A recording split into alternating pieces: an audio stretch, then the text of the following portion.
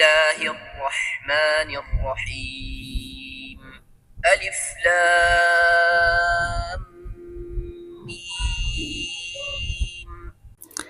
Alif Lam Mim នេះគឺស្ថិតក្នុងចំណោមព្យញ្ជនៈដែលគេចាប់ផ្ដើមជំពូកមួយចំនួននៃគម្ពីរកូរ៉ាននេះវាជាព្យញ្ជនៈហ៊ីជ័រអ៊ីយ៉ាព្យញ្ជនៈទោលដែលគ្មានអត្ថន័យអ្វីឡើយប្រសិនបើវាមានតែមួយព្យញ្ជនៈឬនៅឈរនៅតែឯងដូចជា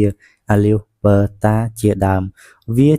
មានបុព្វហេតុនិងអត្ថន័យបង្កប់របស់វាព្រោះថានៅក្នុងគម្ពីរកូរ៉ានពុំមានអ្វីដែលគ្មានបុព្វហេតុរបស់វានោះឡើយហើយក្នុងចំណោមបុព្វហេតុដ៏សំខាន់របស់វានោះគឺបង្ហាញពីការអសមត្ថភាពរបស់ពួកអារ៉ាប់ក្នុងការប្រកួតប្រជែងជាមួយនឹងគម្ពីរកូរ៉ានខណៈដែលព្យញ្ជនៈនៃគម្ពីរកូរ៉ានគឺពួកគេបានស្គាល់និងនិយាយ